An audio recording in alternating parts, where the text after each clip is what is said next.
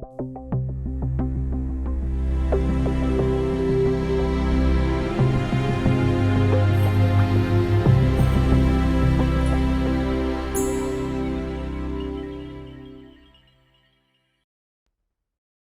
buenas tardes.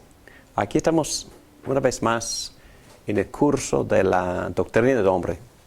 Estamos en la clase 6, en el cual vamos a tocar el tema del pecado del hombre, la caída en pecado y el castigo. Quizás ustedes considerarían este tema como negativo, yo no. Yo creo que este tema es de suma importancia porque sin entender quiénes somos en esta temporada, la caída, después de que Adán y Eva habían pecado, si no nos comprendemos en esa temporada como pecadores y si no comprendemos la naturaleza del pecado, ni vamos a entender ni apreciar la redención de Jesucristo, ni vamos a ser alertas a lo que el pecado puede hacer o tentarnos, de lo que Satanás puede hacer.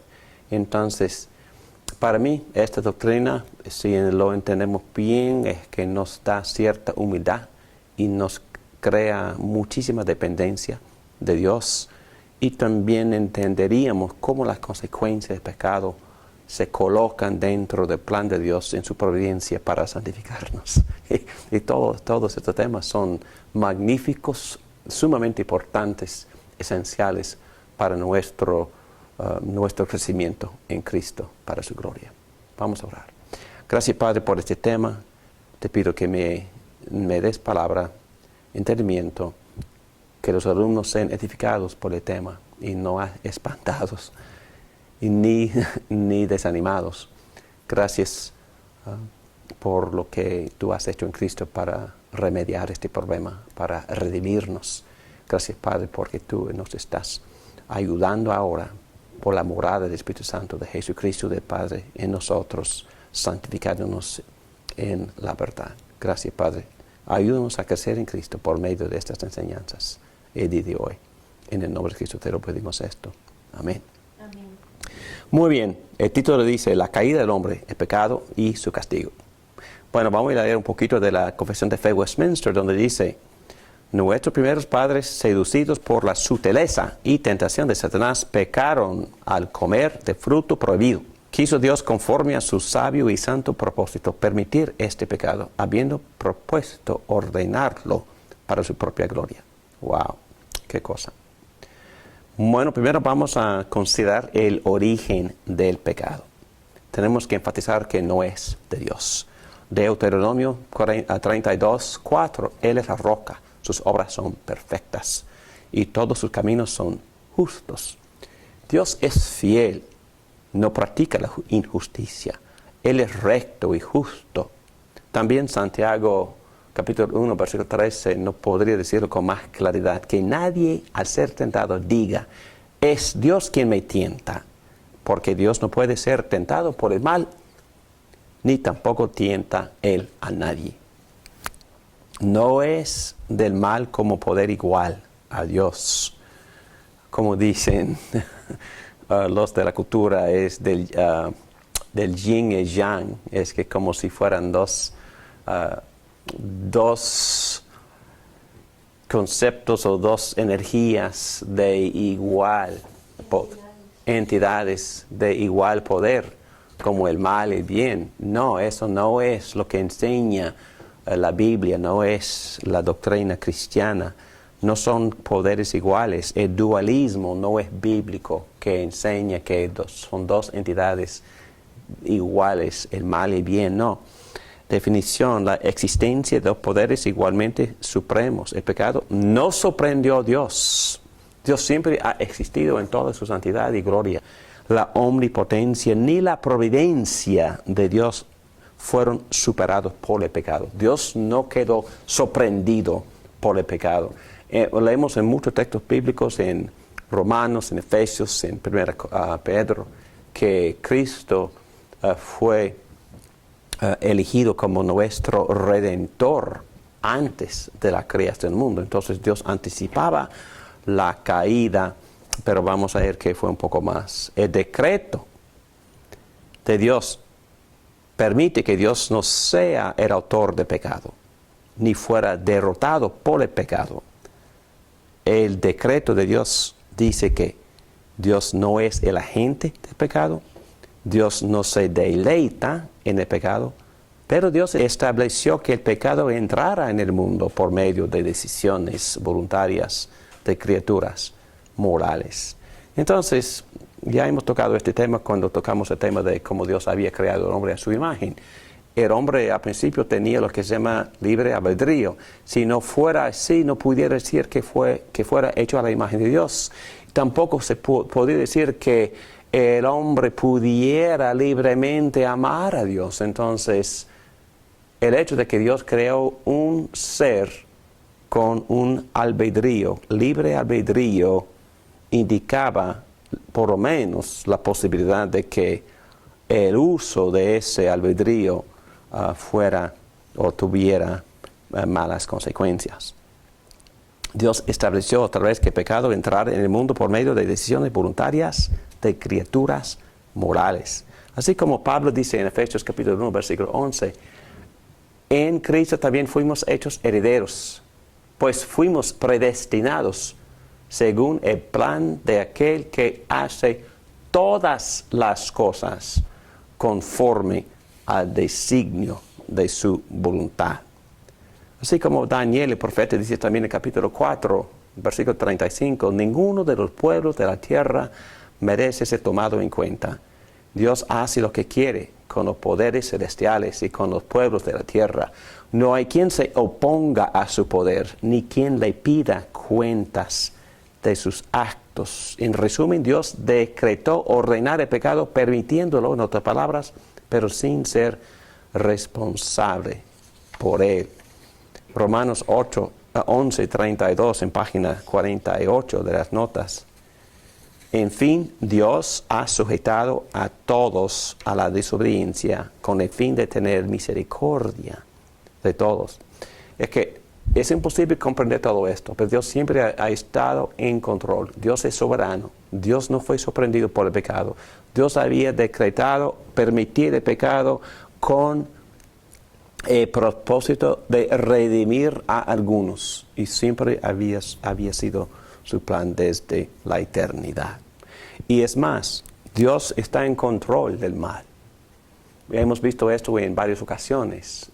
Satanás no es un ser igual a Dios en ningún sentido, es una criatura. Es una criatura hecho ángel, un ángel que vamos a ver que desobedeció. Y es un ángel que ahora malo, que quiere tentar y destruir a los seres hechos a la imagen de Dios. Pero no tiene poder sin límite. Hemos visto en el libro de Job que Satanás no pudo hacer con Job más allá de lo que Dios le permitía. Muy bien, aquí tenemos en página 48, número 4, que el pecado se originó en el mundo angelical. Obviamente, si Satanás habló por una serpiente para tentar a Eva y resultante a Adán, obviamente el pecado se originó en el mundo angelical, porque ya había criaturas que habían pecado y caído. Dios había creado un número vasto de ángeles que eran buenos, así como creados. Génesis 1:31, Dios miró todo lo que había hecho y consideró que era muy bueno. Y vino la noche y llegó la mañana, y ese fue el sexto día.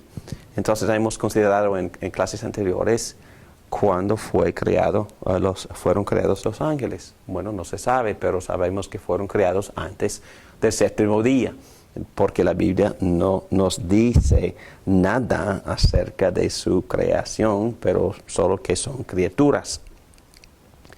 Pero una caída ocurrió en la cual una legión de ángeles se rebeló contra Dios.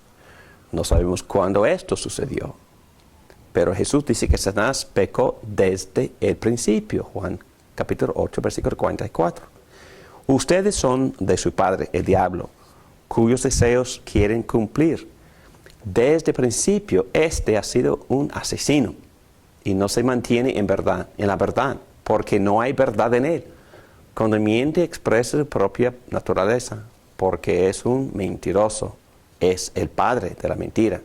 También el apóstol Juan comenta en 1 de Juan capítulo 3 versículo 8, el que practica el pecado es del diablo, porque el diablo ha estado pecando desde el principio.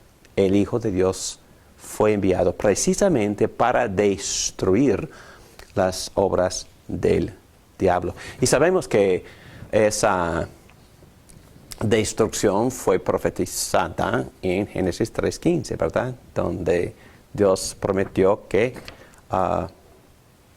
el hijo de la mujer aplastaría la cabeza de la descendencia de la serpiente. Y tenemos en Romanos capítulo 16, versículo 20, el hecho de que los santos en Cristo tendrían sobre los pies sobre la cabeza de Satanás. Entonces Satanás ya fue golpeado, herido severamente en la cruz de Cristo y en la resurrección, y entendemos porque lo que hemos estudiado en otras clases acerca de la escatología, que en un sentido el poder de engañar a las naciones de Satanás ya está restringido. Entonces por eso el Evangelio se está avanzando en todas partes del mundo. No estoy diciendo que Satanás no tenga poder, ni tenga influencia, ni que no tiente. Claro que sí. Pero Dios está en control y el reino está avanzando, está creciendo. No sabemos exactamente cuál era la naturaleza de este pecado, el pecado de Satanás. Pero quizás fue el orgullo de aspirar a ser como Dios en poder y autoridad. Y hay razones por las cuales nosotros diríamos eso. 1 Timoteo 3:6, por ejemplo. No debe ser un recién convertido. ¿Quién? Un anciano, ¿verdad? Un anciano no debe ser un recién convertido, no sea que se vuelva presuntuoso y caiga en la misma condenación en que cayó el diablo. Entonces, por implicación, por lo menos en parte, la naturaleza del pecado de Satanás fue de que era presuntuoso. Judas 6 dice prácticamente lo mismo. Y a los ángeles que no mantuvieron su posición de autoridad, sino que abandonaron su propia morada, los tiene perpetuamente encarcelados en oscuridad para el juicio de gran día. En otras palabras, los ángeles, hablando de Satanás y los ángeles caídos, no se mantuvieron su posición de autoridad, entonces querían más y abandonaron su propia morada. Si no estaban satisfechos con su condición y papel sujetos a Dios, esto explicaría por qué tentaron a Adán y Eva en este punto en particular. Y así fue, porque ¿qué es lo que dijo la serpiente a Eva con respecto? ¿En qué consistía la tentación? Bueno, le voy a leer. Aquí en capítulo 3, en la segunda parte del versículo 1, ¿es verdad que Dios les dijo que no comieran de ningún árbol del jardín? Podemos comer del fruto de todos los árboles, respondió la mujer, pero en cuanto al fruto del árbol que está en el medio del jardín, Dios nos ha dicho, no coman de ese árbol, ni lo toquen. De lo contrario, morirán. Pero la serpiente le dijo a la mujer, no es cierto, no van a morir. Dios sabe muy bien que cuando coman de ese árbol se les abrirán los ojos y llegarán a ser como Dios, conocedores del bien y del mal. Bueno, entendemos que en un sentido eso fue exactamente, precisamente, la tentación y el pecado de rebelión de Satanás es que no se quedó satisfecho con su posición, con su lugar de autoridad. Como criatura, quería usurpar o llegar a tomar la autoridad que solo Dios tiene.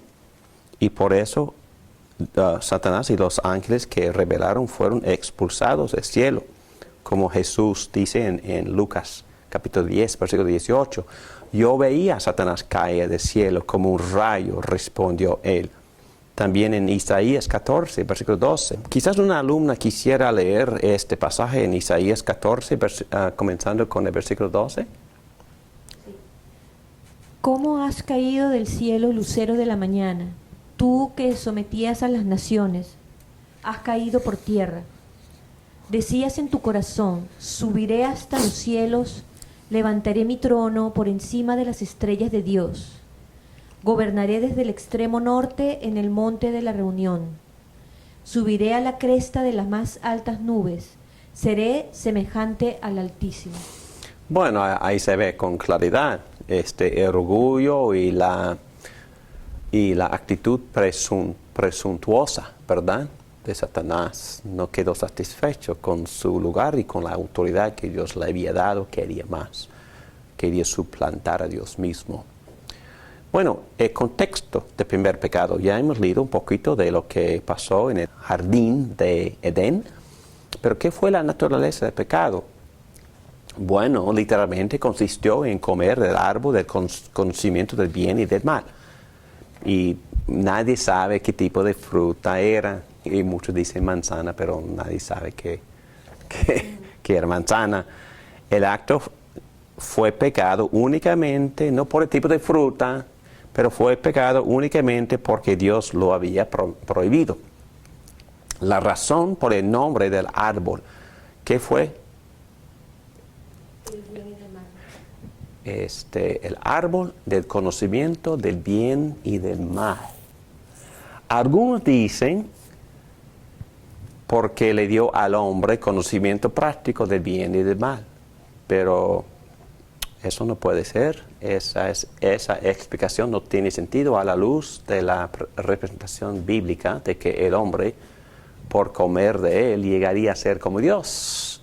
Es más probable que el árbol se llamó conocimiento del bien y del mal porque esa prueba determinaría si el estado futuro del hombre sería malo o bueno, y si el hombre permitiría que Dios determinara su estado futuro, o si el hombre lo determinaría por sí mismo. Y obviamente, cuando él desobedeció, él determinó su futuro malo. Entonces, ¿cuál fue el carácter esencial del pecado? Bueno, Adán se opuso a Dios, rehusó sujetarse a Dios. El hombre actuó como si tuviera ciertos derechos independientes de Dios y en contra de Dios. Y las palabras de Eva, ni lo toquen, contestando a Satanás en versículo 3, implican que Eva pensaba que el mandato era irrazonable y una violación de sus derechos. Entonces tenía una mala actitud. Esta nueva disposición que dice, entre comillas, yo tengo derechos aparte y en contra de Dios, movió el centro de autoridad de Dios al hombre, se hizo autónomo reemplazando a Dios consigo mismo. Entonces, ¿entienden el carácter esencial?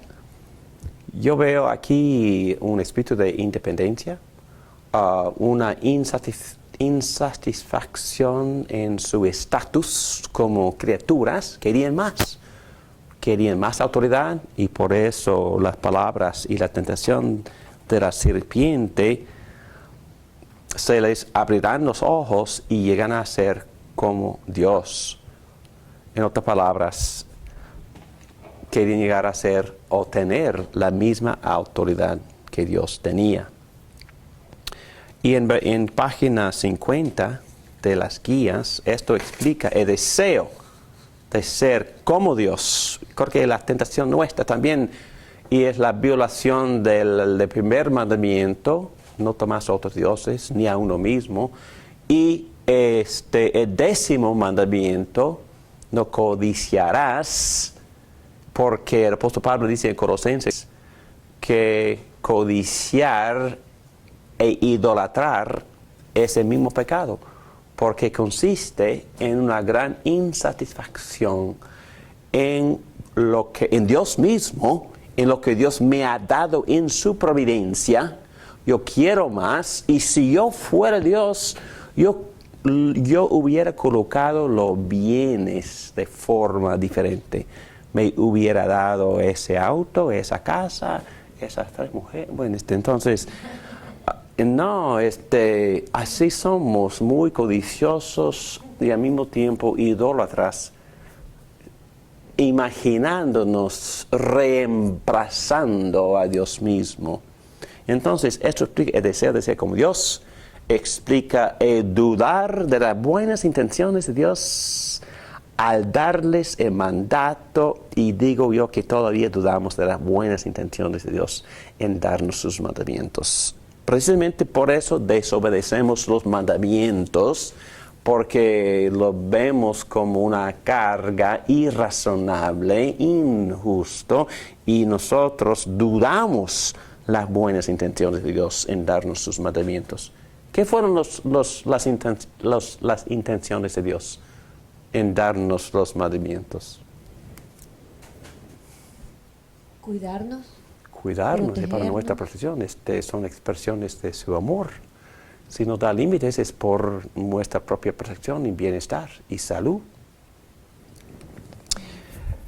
Y no es diferente con los niños nuestros, es que les damos límites porque los amamos y porque quisiéramos protegerles. Y sabemos, porque supuestamente somos más maduros de lo que son ellos, y por eso tenemos la visión y la sabiduría de poder darles ciertos límites como expresiones de nuestro amor y por el deseo de protegerlos. Se cometió el pecado con todos los aspectos de la personalidad del hombre. El pecado tocó el intelecto, porque los padres nuestros se expresaron en orgullo e incredulidad. También toca el albedrío o la voluntad por el deseo de ser como Dios. Toca el afecto o las emociones, las pasiones, por el desagrado y el descontentamiento con el estado. Y eso se llama codicia. También se llama idolatría. Resumen. Y Rudin, dando su comentario sobre todo esto, enseña que primero el pecado contestó mal las siguientes preguntas. Pregunta 1, ¿qué es verdad? Entonces, nuestros padres Adán y Eva decidieron dudar la veracidad de Dios, de la veracidad de la palabra de Dios. Entonces, contestaron mal que es verdad, y ellos decidieron que no fue la palabra de Dios. ¿Qué es bueno? Bueno, ellos confiaron en su propia evaluación acerca de lo que era recto para ellos y no aceptaron la definición que Dios mismo les había dado del bien y del mal. Ellos mismos contestaron mal esa pregunta. ¿Quién soy yo? Bueno, ya hemos tocado este tema porque dejaron de aceptar su estatus como criaturas dependientes y subordinados al Creador y aspiraban ser como dioses.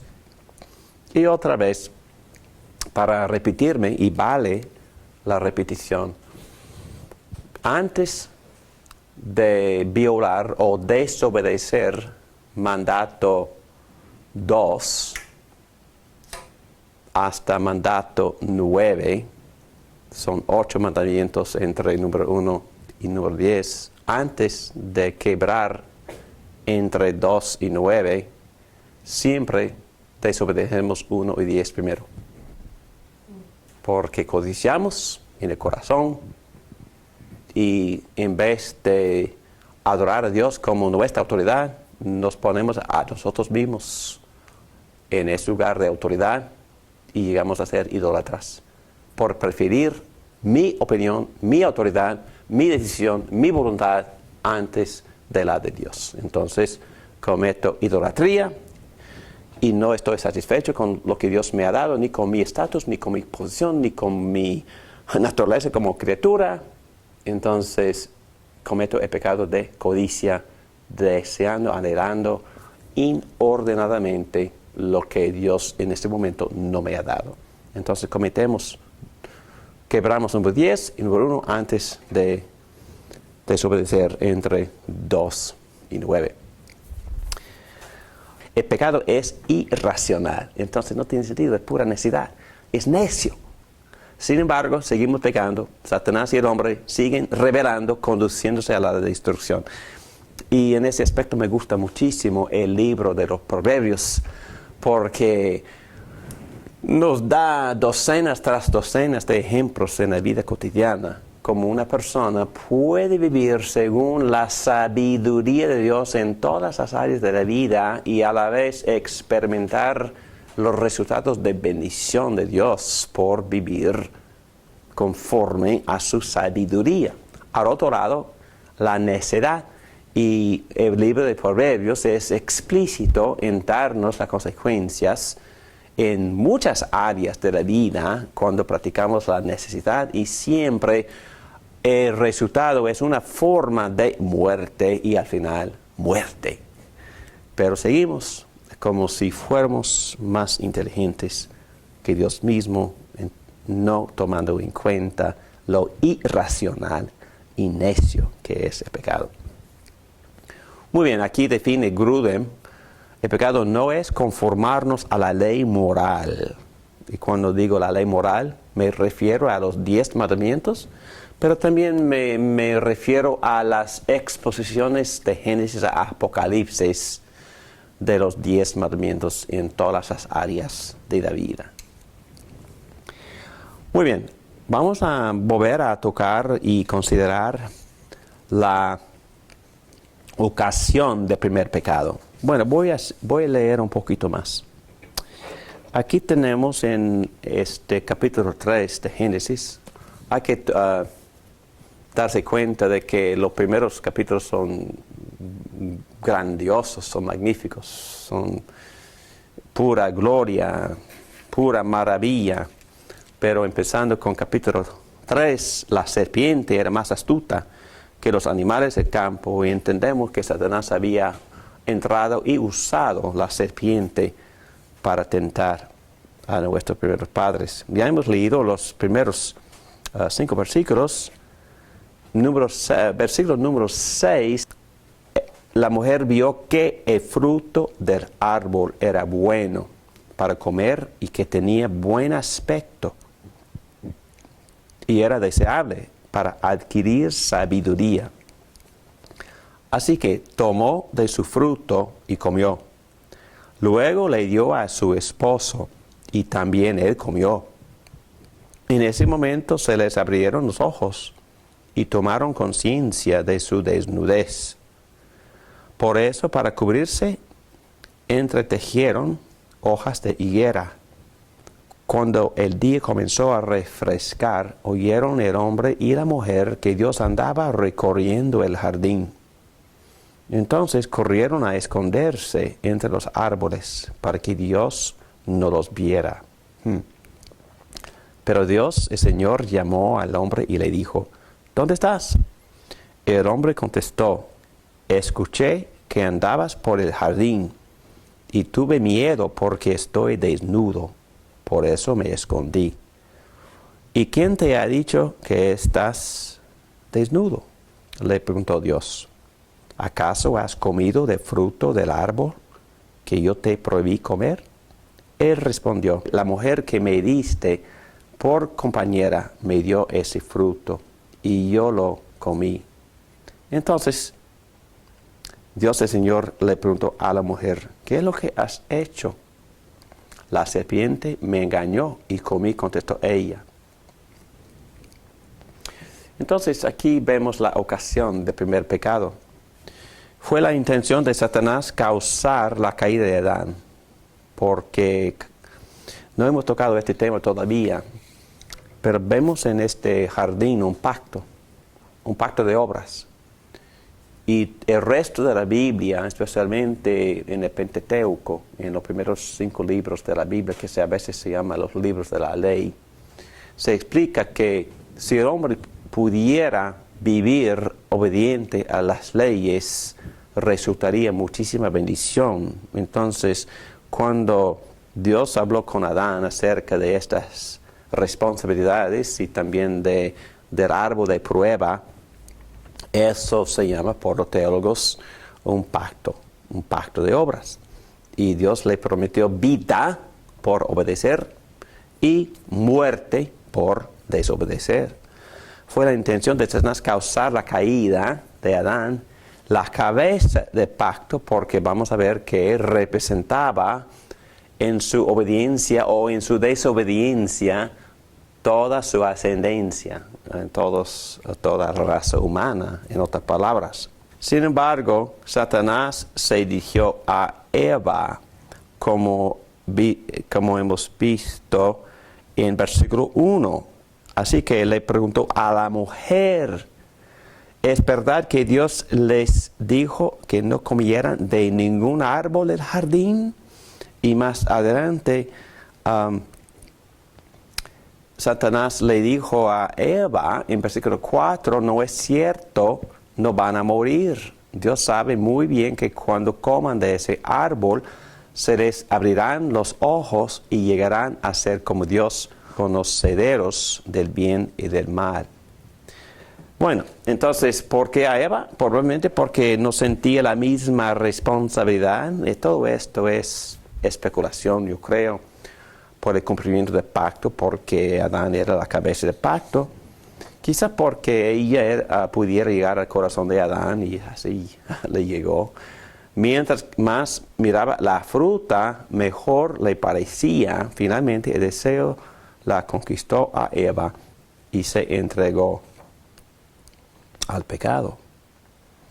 Como dice primera de Juan 2:16, porque nada de lo que hay en el mundo, los malos deseos del cuerpo, la codicia de los ojos y la arrogancia de la vida proviene del Padre, sino del mundo. Entonces, ella experimentó lo que se llama la codicia de los ojos. Adán y Eva eran personajes históricos. Ya hemos mantenido eso y establecido ese hecho. Y su tentación y caída fue un acto histórico y tiene que ser histórico. Así se trata el Nuevo Testamento. Romanos capítulo 5, versículo 12. Por medio de un solo hombre, Adán, el pecado entró en el mundo y por medio del pecado entró la muerte. Fue así como la muerte pasó a toda la humanidad, porque todos pecaron. Por tanto, así como una sola transgresión causó la condenación de todos, también un solo acto de justicia produjo la justificación que da vida a todos. Porque, así como por la desobediencia de un solo, muchos fueron constituidos pecadores, también por la obediencia de uno solo, muchos serán constituidos justos. Entonces ven el valor o la necesidad en que Adán se considere histórico, porque entendemos históricamente que el pecado entró por la desobediencia de Adán y también las consecuencias del pecado, que principalmente es la muerte, también entró por la desobediencia de nuestro representante, la cabeza del pacto. Él representó toda la raza humana y por eso la culpa y la